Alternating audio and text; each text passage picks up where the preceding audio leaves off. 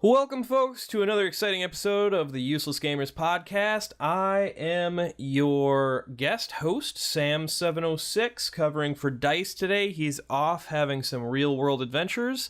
And along with me, I've got Chiko, a new member to the group, longtime friend of Dice, actually. And, yeah. Hey, I'm Chiko. Nice to be here. Yeah, man. Well, it's good to have you. It's good to have you. We were playing some, No, oh my god, I No can never room remember. It's such a left in hell. Is that? Yep, No Room Left in Hell, and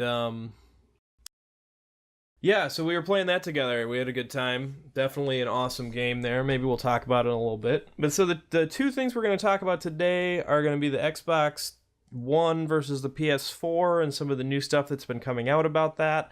And then also some changes that are happening possibly to YouTube. They may be rumors, they may not be rumors. No one's really sure, but some more and more stuff keeps coming out, so it looks like it's likely. So yeah. So Chico, do you know, first off, I'm not going to be buying either of them. Do you know if you're going to do either one? That's a good place to start. And I can't bring myself to, I can't bring myself to pre-order either one of them. And if I was going to buy one, I would definitely buy the PlayStation 4 because I'm not an Xbox dude. And I mean, just to preface everything, I've owned two Xboxes in my life, and I've owned a lot. I had my PlayStation 3 for a long time, but the two Xboxes I had, I both gave back because I plugged them in, I turned them on, I got on the internet and wanted me to pay, and I just wasn't on board for it. So I don't know. But that's a good segue into the new PlayStation is gonna make you pay. Is it? It is. Yeah, you have to play multiplayer. You have to have a PS Plus subscription. It's like $5 a month or something. But I mean, it's kind of, I don't know. It's still against the principles, of online, considering that for like the last decade and a half, online play has been free. Like maybe you'd pay, like if it was World of Warcraft or something, you'd pay for that, but the online part was free. Right. And you can still use, I think, Netflix and a couple of their other services for free without the PS Plus subscription. But yeah, I mean, they've become Xbox, and I don't understand what that move was. Well, and that makes me really sad to hear. I hadn't heard anything about that because honestly, I've been a PC guy ever since PS1. I had a PS1. I liked the PS1 a lot, but even before that went out, I was a PC guy. And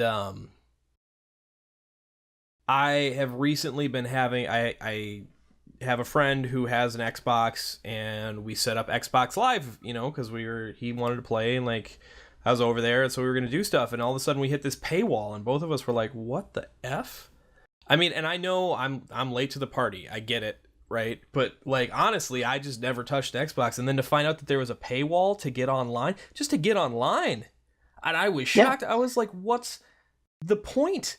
I can get online on my phone, on my computer, anything electronical. I could probably get online on a watch now, Yeah, your refrigerator will soon be able to get online for free. I could never understand paying for the internet, paying here in Oklahoma, paying Cox Communications for internet, and then paying Microsoft to use the device that I bought. And oh my gosh. For a lot of people, online play is the only thing that they're going to do. A lot of people aren't into single player stuff. I like the single player stuff as much as the online play, but that's a whole nother cost that you're going to have to incur by dipping your toe into a console. Yeah. And you got to think about that too. There is a piece of that where it's like, yep, up front, the console costs less for what you're getting. Up front, the console is a better gaming system than a PC for the exact amount of money you're paying. But that, the console just costs more over time. I mean, I don't spend anything on my computer to keep it up. I buy my pieces and it's done, and depending on how much you spend, yes, Yeah. $1,000 up front is going to future proof you for, a couple Oh, years. 2 years before you start like going, oh man, these graphics. I wish I didn't have to play on low. I spent $1,000. Um, I wouldn't even say 1,000 anymore. Honestly, if you're willing to upgrade piecemeal, you could spend like about $500 to $600, build a rig. I mean, and that's of course a huge barrier to entry. No one wants to build their rig. But if you build it, you can spend about $500 to get a decent gaming thing that's going to play everything that's out there. Not at the highest settings, but it'll play it, and it'll play it well. And then you just slowly upgrade over time. Maybe next year you buy a better video card for an extra $100 or so. But that's another approach. And like you said, you spend $1,000, you're going to future proof your computer for like a good 2, maybe 3 years, depending on how you do it. Yeah, and depending on what you're looking for. But yeah, you buy a console, let's say you buy it at $400, and then let's say you want 5 games. Well, that's going to be $300, assuming that the new games are going to be $60 a pop. Well, and you want to, and that's another thing. I have no desire to buy new games on PC. There's no point. I have so many games on PC, I don't need to buy new games. I can wait until they drop. I don't need to be the first, in line for them. When you have a console, you want to buy new games. Like, that's just how it is, because you're just limited to that console and the games you own. And, my Steam account goes back like almost 8 years, I think. I have 180 games on there. And then there's all the free-to-play games. Not to mention there's web-based games. Not to mention there's a couple other games that I own that aren't on Steam. I mean, no doubt, being a PC gamer is not as expensive as everybody makes it out to be. But the point being, getting back to the PS4 versus the Xbone, I guess we saw the same maybe chunk of news that the Xbox One is only going to run at 720p and then upscale to 1080p. Yep. What? Like, how is that even why would you spend money on that? I was shocked when I heard that. I didn't even know they weren't running at 1080p. My computer's been running at 1080p for like 5 years. Seriously. I didn't even know people still played under 1080p. And that's and then to have the next gen. This is the next gen. You are like, hey, we are now pushing it to the next level. It's not, we just incrementally increased our processing power. No, you're pushing it to the next level of gaming. And you haven't even hit 1080p, something that computers have been at for a long time, and the PS4 is going to be at. You're losing money by buying an Xbox. Like, I agree. You're shooting yourself in the foot. I there's no other way to put it. Well, and I will play a little bit of devil's advocate. I was reading online some people who were talking about, and I got this off IGN, some people who were talking about the Xbox and how the conception that the PS4 is above and beyond better than the Xbox hardware. And I'm talking about the hardware. I'm not talking about software or games or anything. I'm talking about the hardware. And they made the argument that there was several points that the Xbox actually is either equal to or maybe slightly better than the PS4. But I've only heard this from one source. And some of the things they cited was that they're using the same amount of core processors, because it had been leaked that, the Xbox 2 cores were reserved for the OS. And so that was only 6 cores for gaming. But it turns out, according to this article, that the PS4 is doing the same thing. And they were stuff with memory, same kind of stuff. That there's a certain chunk of memory that they each have a very similar amount of memory, and that maybe the Xbox's speed on that memory, due to some kind of, I don't know, something that technical magic that they did, is actually better than the PS4's. And so they went through this, and I was reading it, and I was like, that's all well and good that I've seen this from one article, but if this was true, don't you think I would have heard it from Microsoft? Right. Yeah. In an ad. Yeah, and you haven't heard a word out of Microsoft about it. I have not heard anything positive, what I would consider a positive thing come out of Microsoft. It's yeah, it almost leaves you speechless. Like, it does. They it's baffling. It's, yeah, like why aren't they promoting their product? I mean, I haven't heard as much as I would have expected from the PS4 and from Sony either, but everything I hear from Sony is like, yeah, that's the next level. Everything I hear from the Xbox One is like, what? You're doing what? Yeah. Like, well, you're doing that, you realize you'll have to change that later, right? Yeah. Like that has to change. Well, and then they had to anyway. The part that kills me about it is I get that you want to push the Kinect. I get it. I don't know why. I personally don't think it's a very useful thing. I've know several people who have it, and to be honest, I just don't see the point. But that $100 extra, that for a worse machine, from what everyone can tell, a worse machine, and now we have proof with the Call of Duty Ghosts gameplay footage that has come out, the side-by-side comparison, and the 720p upscaled to the 1080p on the Xbox compared to the native 1080p on the PS4, you're paying $100 more for a worse product. What? That's the bottom line. Yeah. What do they think the Kinect is going to make up? You know, like all of a sudden people are going to be like, wow, the Kinect's really amazing. I actually want this now. Didn't happen last time.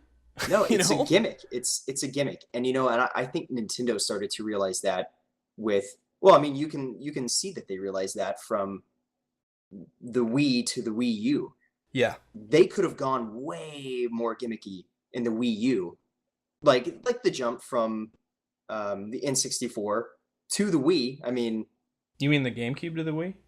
Yeah, yes. Okay. Well, yeah. I mean, the N64 to the GameCube to the Wii, and even the N64 to the Wii, the amount of gimmicks that they could have done and that they did do was a lot.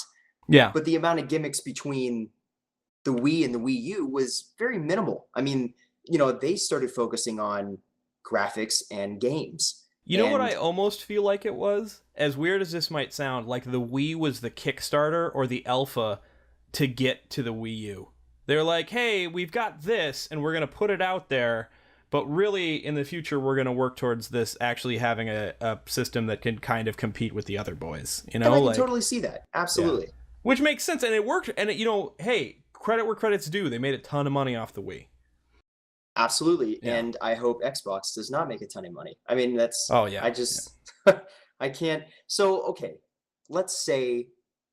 I really want to talk to somebody, and I've yet to find them, who is just like, straight up, I'm buying an Xbox One, no holds barred, like, let's do this because of X, or because of Y. Mm-hmm. Like, I've yet to find somebody like that. And I would love to talk to somebody like that. There's only been 2 reasons I've heard anyone said they wanted to buy the Xbox One. One was because of the game lineup, which I think is dumb. Honestly, yes. Sometimes there are titles that are worth it. Very rarely, and most of them are on Nintendo. Yeah. Sometimes it comes around where there is a title that is just that damn good that you want to buy the system anyways, but it's not very often. And then the other one is because all your friends have it. Right, and those are the only 2 reasons that I have heard that make me think Xbox might be an okay choice. And that's kind of what happened with the 360, and why I ventured into the 360 twice, because I had a lot of friends who had a 360 and I wanted to play with them. I wanted to play Gears with them, or I wanted to play Halo with them. Yeah. But I played with them for a week, and the prospect of paying for that internet access to play the damn game that I already purchased on the console that I already purchased on the internet connection that I'm already paying for, it was too much for me to hang on just to play with my friends. Yeah. Yep. That's why the PC Master Race is a lonely lifestyle. Oh, it's a lonely, sweet, royal lifestyle. But so this goes back again to that. I mean, and then here's the thing: $100 extra. And I know that, like I said, I know there are people who are going to buy it for a certain game title. They're out there. But really, I think that what's going to tip the hat of this is, are people really willing to spend $100 extra to play with their friends? That's going to be, in my opinion, what's if Microsoft makes it through this, it's going to be, I want to play with my friends and everyone's got it. Because other than, I mean, like what, Halo and Gears of War, I mean, there's a couple others, but I mean, they just don't have Forza? much. They don't. I was gonna say Forza. That's a I don't even know. I don't is play that racing games, so I don't. okay? I mean, maybe I don't even know if that's a, like, is that a real market? It must be, because they keep making those games. But Right. I mean, they're okay. But like Gran Turismo, the point is that each system has something that you're looking for. And yeah, if you are a huge Halo fan, you're gonna buy an Xbox. mm-hmm. That's fine. Do it. But if you're on the fence, why? There's no reason to buy an Xbox. Yeah, That's and my it's opinion. not the people who are Halo fans that Microsoft needs to be worried about, or for Sony, it's not whatever their IPs are that they need to be worried about. It's the people who are on the fence. Exactly. And $100 is a big deal to the people Yeah. who are going to be on the fence. $100 is going to be a big deal to the moms and dads who want to get their kids the new console. It's going to be a Exactly. big deal. Yeah, and when they're in the store and they're looking at it this holiday season, Yep. and someone's trying to tell them, well, Xbox has this and PlayStation has this, they're going to say to themselves, wow, PlayStation, I get the same experience from the PlayStation that I would from the Xbox in a parent's mind for $100 cheaper. Mm-hmm. Why wouldn't you buy the PlayStation? Yeah. And here's the thing too, like,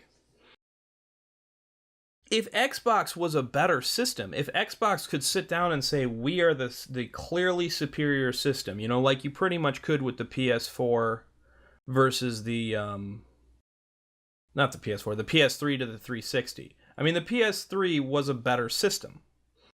You can make that argument. Pay more because we're a better system. But they don't have that argument.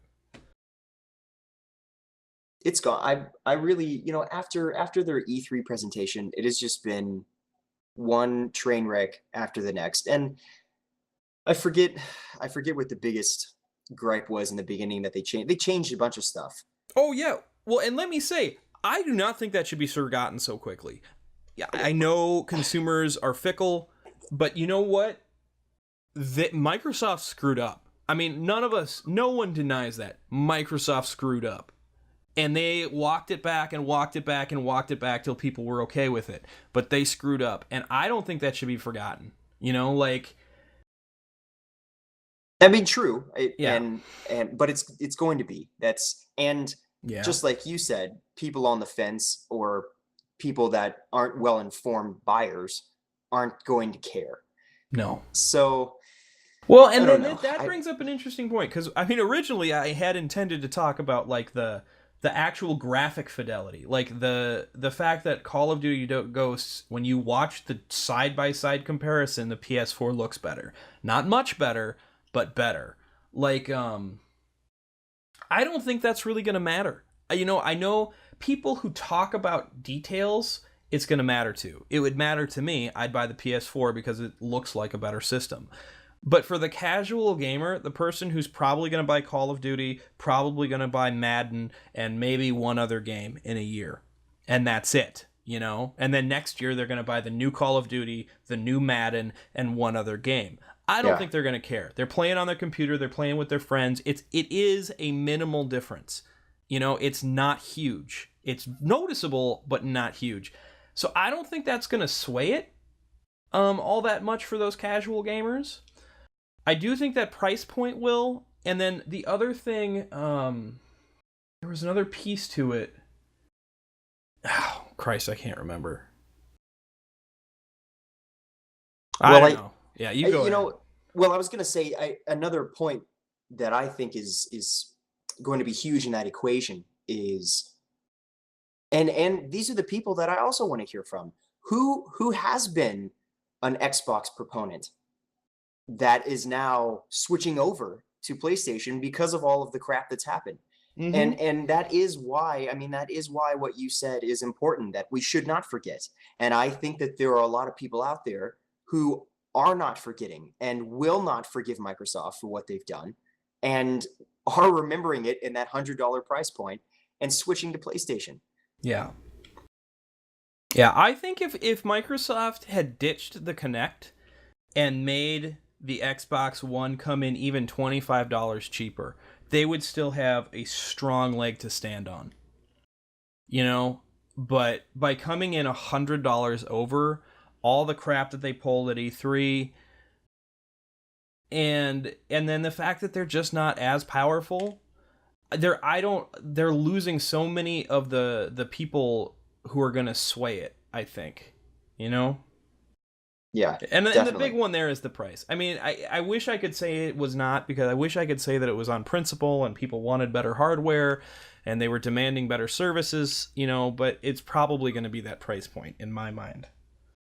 And it makes sense. It makes sense. Yeah. If I was on the fence and one was $100 more expensive and someone told me, well, you get the Kinect, I would tell myself that's a gimmick and I don't care. Mm-hmm. And I think, you know, you can really see that in that, yep, the Nintendo Wii did a good job selling because it was new and interesting, but you don't hear anything about the Wii anymore. I haven't heard anything about their motion sensing technology in months, if not years. Yeah, that's I really never thought about it. Yeah. I haven't even thought about that. And I'll tell you this, just another interesting point. I owned a Wii U for like 2 weeks and took it back because I just felt like it wasn't pushing anything. Mm-hmm.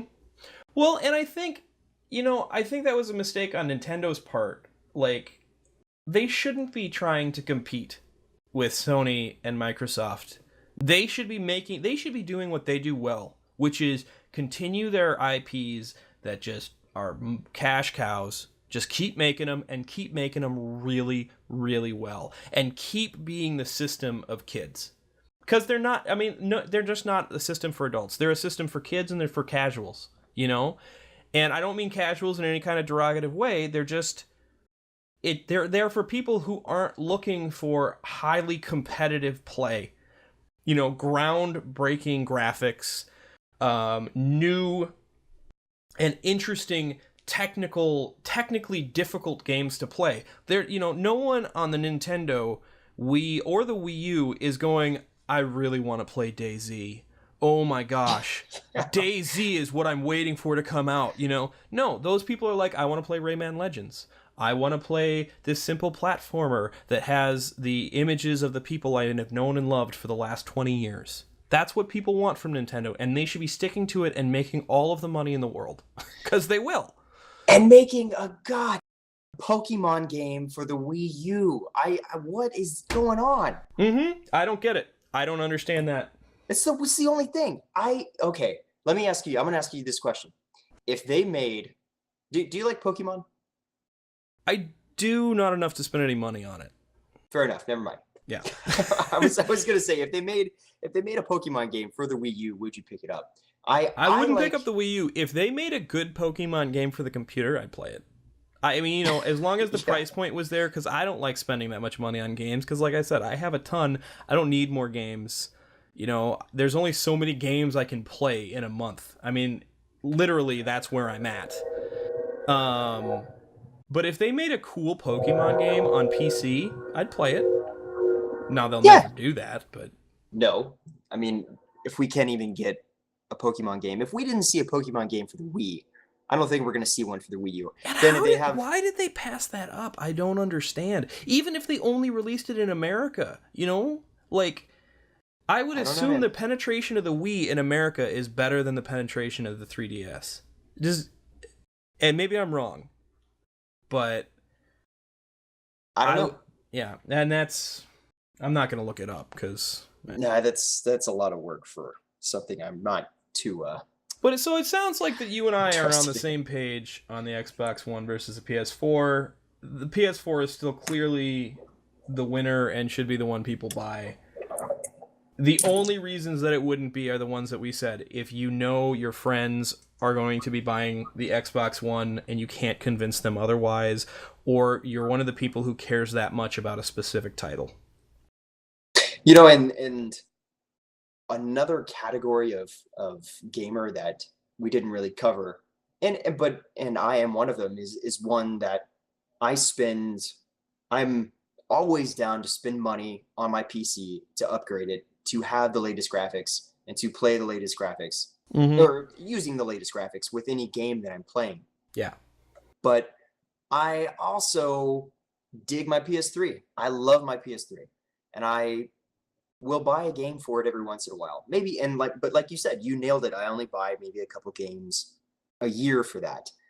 So at the same time, while I love my PC and I love dumping money into it, I also have a couple friends, like you said, around the country that they don't have rocking PCs, and so we have to play on the PS3. So like I will be one of those people that probably does pick up a PS4 just to play with a friend, you know. So I mean, I don't know. I think you're right on with saying that, with saying that the people who pick up the Xbox are the people who are going to have friends who pick up the Xbox. Yeah.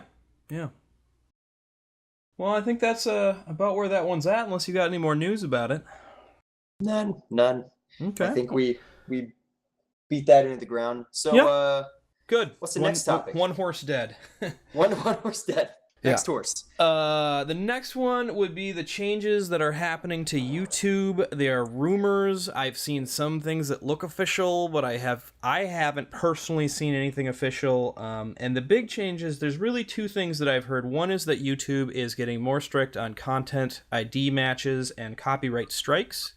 And the other is that YouTube is changing the way networks interface with them and the content ID match and copyright strike system to protect content creators' property, namely by making it much harder or much riskier for a network to protect the people who they're artists, basically. So, and I guess something that we should quickly talk about is like what all that means. So, I mean, and just really quick, and please like jump in and correct me where I'm wrong. If you're a YouTuber, and I'm going to try and put this as simply as possible. If you're a YouTuber, there are two options for you. One, you're just out there on your own and you're using YouTube's, ad-based system to put ads into your own content that you put on the website.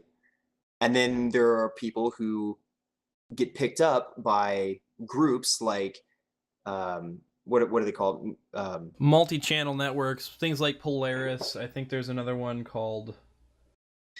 Well, and Machinima. Machinima, yeah. They're out there. So there are groups that pick up these popular YouTubers, and then they've been speaking for them as kind of a representative if these YouTubers' content gets flagged for copyright violations.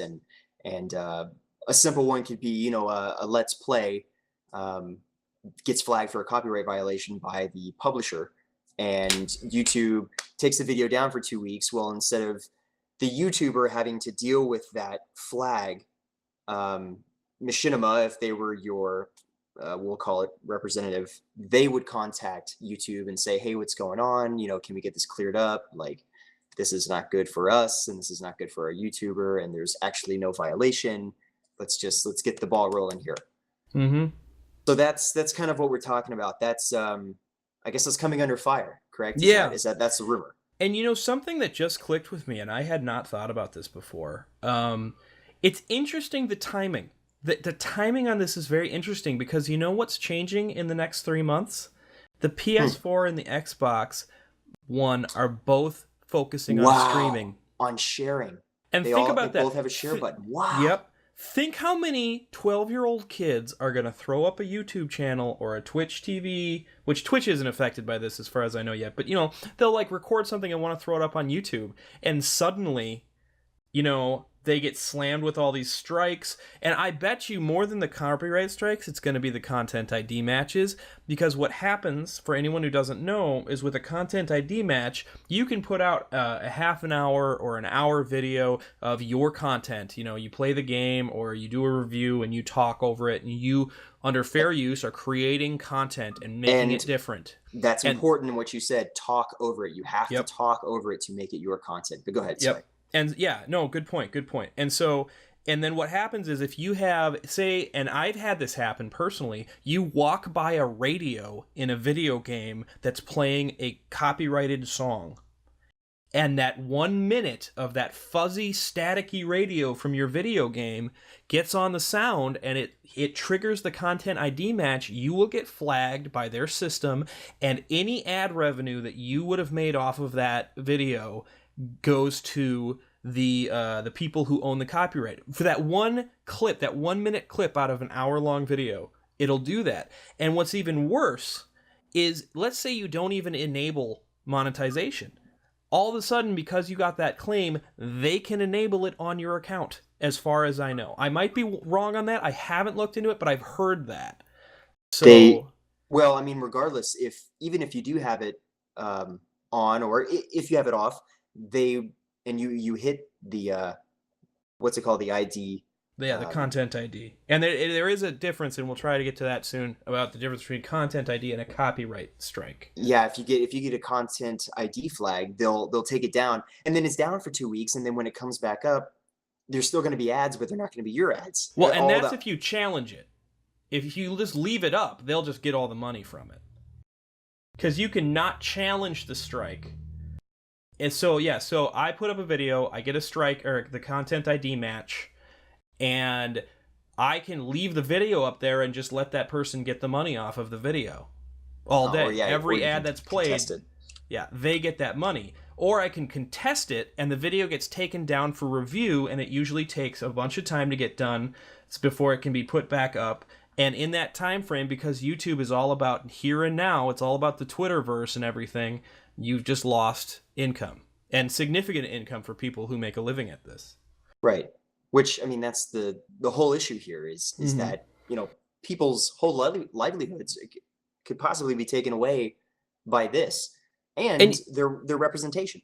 Yep.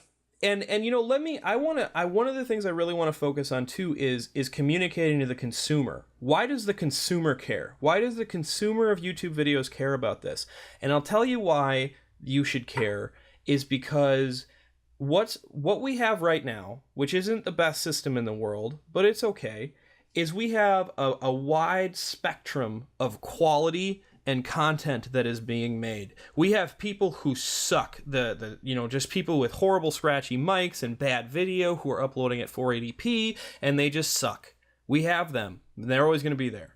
And then we have people on the other end of the spectrum that are putting out high quality content at high production values that is enjoyable to watch. And we have everything in between. We have people who have 0 subs, and we got PewDiePie with 13 million subs. We also have people with a couple million. We've got people with a couple 100,000. We've got people with 50,000, people with 5,000. That whole spectrum is filled up with stuff right now. And what you're gonna see if this happens the way people are talking about it, that YouTube is gonna start coming down really hard, and the networks aren't able to protect their partners, which is probably 90% of what the network is for anyways, like from the content creator's point of view, is that wide spectrum is going to turn into a polarization. We're going to see a vast wasteland of nothing in the middle. People are not going to be able to be in the middle of that spectrum and put time and energy into getting better, because there's no way to get money and it's risky. And you're going to have a couple people at the top who are already successful, who've already been doing their thing, and they're going to stay there because they're going to get protected because there's money in it. People who've got, several 100,000 subs and can get that, get several thousand views every single video. And then you're going to have an extremely large pool of people who suck. And you're not going to see innovation, or you're going to see it stilted. You're not going to see, people growing and getting better, because all it takes, you start to get a little popular and you do the wrong video and bam, you're shut down. And that's where the copyright strikes come in. If you get if you get a copyright strikes, you get 3 of them, your channel's gone. They just shut it down. There's nothing you can do. You can't get it back. And so, okay, so all of that said, and I totally agree, and that's the reality of things, is that YouTube is making this extremely bad for themselves, because YouTube doesn't make anything, right? No. Users create all of the content, and users are the ones that are bringing people to YouTube and getting the hits on the ads, right? So they're pulling on Microsoft and they're shooting themselves in their foot. But the point we have to keep in mind, and YouTube has this in mind, this is at the top of their mind, is that they're just trying to protect themselves, right? YouTube is just trying to stay alive, and they're trying not to get sued. Because if you think about it, there's a lot of copywritten content on YouTube. Oh, it's all over, yeah. And it blows my mind that I can go on YouTube and I can search for any song that I want and listen to it on YouTube, no problem. Yep. And how does that exist? So YouTube is just trying to protect themselves, and I get that. But they're killing, I don't know, they're what makes them YouTube. Yeah. The user. So well, and I think one thing that's very, very important about what you just said is YouTube isn't just, oh, hey, look at this cute picture of a cat anymore. YouTube is a legitimate expression of people who are trying to make entertainment. And more than entertainment, but true artistic content. You know, I've seen some really amazing videos on YouTube. Really amazing ones. And people who have documentaries who are trying to get something out there. Amazing stuff. And it wouldn't get out there any other way. And that's true. So go on. All I'm saying is that YouTube knows what it's doing. And if they want to push people away, they have no problem with it, because they know that they push 5 people away, they're going to get 20 more. So that doesn't bug them. I guess the silver lining to all of this, and the way that I'm looking at it, is that, yeah, YouTube, go ahead and do that. Everyone's going to move to Vimeo, or everyone's going to move to Twitch TV. There are other options, but for you, I guess the point is that for YouTube to do this to users that have been bringing them millions of dollars, it just doesn't make sense. So I guess that's the other point of what we're talking about today is, what do you I mean, do you think that this is actually going to happen? I mean, this is crazy. Yeah, and I don't know, and I don't like rumor mongering, but I mean, this rumor has been persistent for weeks, and at first it was this kind of like little whisper, and people were like, hey, somebody said something really weird's happening, and then it got a little louder, and they're like, hey, did you hear about this other person who said it? Yeah, that's a couple people now that I've heard that from. What's going on? And then all of a sudden some details started to show up, and now, we're starting to actually hear like specific stuff, like what's going on with the networks and things. I think there's some truth to it. I think there's a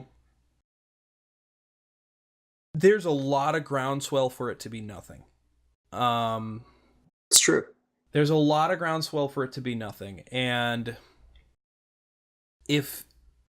I don't know that it's going to come down the way people are talking about it. And who knows, maybe it will actually be a better system. Maybe my kind of apocalyptic version of the sea of shit with a couple of golden nuggets in there of quality is wrong. Maybe it will actually help produce more content. I'm not going to sit here and say that I know the future and I know everything that's going to happen. But I think that the trend has been that things are getting worse. That content ID matches, I've heard that they've gone up lately in frequency. Same with copyright strikes, that it's been getting more common for people. And I've also, if you just kind of follow the ebb and flow of the business, what happened is at first it was the Wild West and people would put something up and they'd fend for themselves. And then suddenly there was like, oh, we can make money doing this? And the networks showed up to take a chunk of that money and provide a service, which is generally the protection of the content creator, and also to help them find ad revenue. But, mostly I think for most people it was originally the protection from the copyright stuff. And then that's where we're at, and that's gotten saturated where there's so many new channels, then so much flagrant use of the channels to maybe do stuff that actually isn't under fair use, that this is now the next step. This is the next step in, hey, okay, we let you guys try this channel thing, and we're seeing issues. We're going to do this because we have to cover our liability. And that is the bottom line for Yep. YouTube, is to cover their liability. And they don't care who they wipe out. They don't care. They know if they get rid of somebody who has 50,000 subs, there's going to be somebody else. Yeah. And that sucks, but that's business, and that's Yep. law, and that's the only way to deal with, people Well, who and are going what to you're come going and to sue 'em. see, what you're going to see is probably something like, it'll be an ecosystem where it's going to push content creators, the ones that are actually making interesting content, somewhere else, that's more risky anyways, and they're going to go somewhere else, and then those people will slowly filter through the internet social webs, and then suddenly people will be like, oh, hey, it is, and then they'll be like, wow, that's gone viral, and then something will happen, and they'll get snapped up by some company that can actually protect them, and then they'll be able to be on YouTube, and then they'll get, bigger and bigger and bigger. But it's going to be, instead of just having that process open for everyone on YouTube and simple and available and easy, it's going to be pushed into back corners, like 4chan. I mean, I'm not saying they're going to use 4chan, but I'm saying in a similar sense to how 4chan is like pushed into a corner of the internet. Sure, yeah. And that's a shame that Yeah, YouTube because had this we don't great need open another policy there. 4chan. No, that's the rule. That's really what we're talking about. We don't need another 4chan here, especially one with videos. Oh God. Yeah. Oh my God. Let's we need to bleep that out. That idea does not need to surface. Mm. That would be terrible. Maybe that's, what's that website? Live Leak. Mm-hmm. We could say World Star Hip Hop, maybe 4chan of videos. I haven't seen it. I know of Live League, but I don't really know what they do. So It's like real. They would call it real videos. If you want to go watch people die and a lot of gore, Live Leak is for you. I mean, but there are heartwarming videos on there as well. Yeah, I'm sure. I mean, the heartwarming videos. If you got a Sunday to kill, Live Leak can help. Literally. Literally. Yeah. Well, cool. Oh, I think that's about all I got on that topic, really.